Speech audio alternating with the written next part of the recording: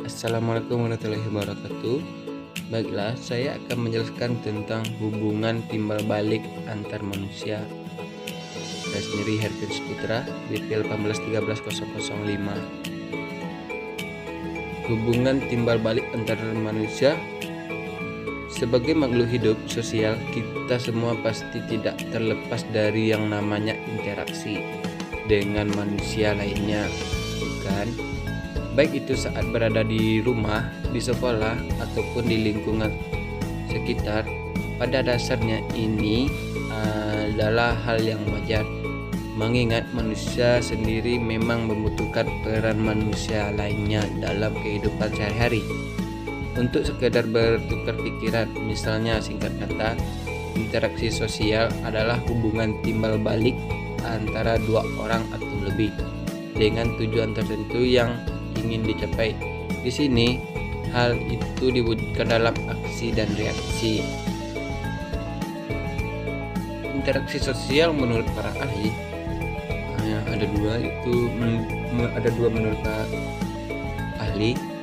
Yang pertama, Prof. Dr.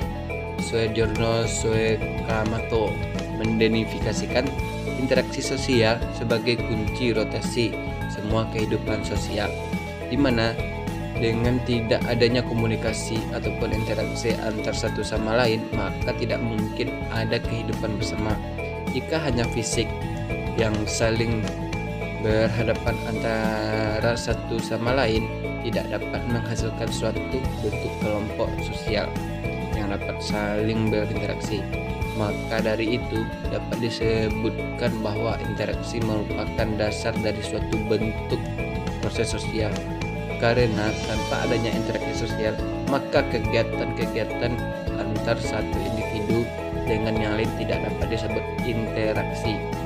Yang kedua, menurut Kim Bal-yung dan Raymond Wimark, interaksi sosial adalah hubungan sosial yang dinamis dan menyenangkan, hubungan antar individu dengan kelompok maupun kelompok dengan kelompok lainnya.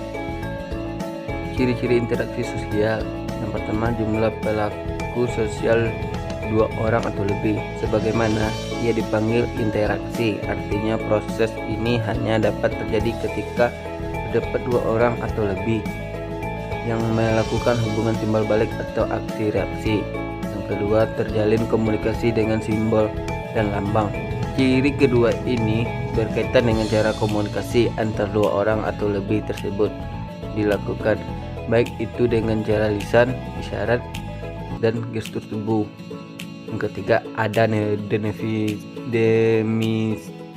dimensi waktu, artinya kita bisa menentukan sifat aksi yang sedang berlangsung. Apakah kita interaksi sosial itu pernah terjadi di masa lalu, masa kini, ataupun pada masa yang akan datang. Yang keempat, ada tujuan tertentu yang ingin dicapai, artinya interaksi tidak dilakukan tidak alasan. Ada tujuan tertentu yang ingin dicapai para pelaku ketika melakukan interaksi sosial. Syarat interaksi sosial. Menurut John Lewis Gillian, proses interaksi sosial hanya dapat terjadi jika memenuhi dua syarat, yaitu adanya komunikasi dan kontak sosial.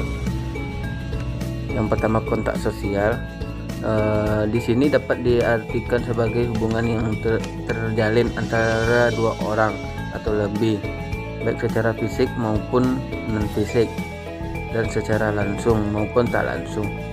Proses kontak sosial dapat dibedakan menjadi dua jenis. Yang pertama, kontak sosial primer atau kontak sosial langsung, yakni hubungan timbal balik antar individu atau antar kelompok masyarakat yang terjadi dengan cara tatap muka fisik. Sebagai contoh, berbicara, salaman. Dua, kontak sosial sekunder atau kontak sosial tidak langsung adalah hubungan timbal balik antar individu atau antar kelompok, berkomunikasi melalui telepon, chatting, atau ngirim pesan melalui orang lain.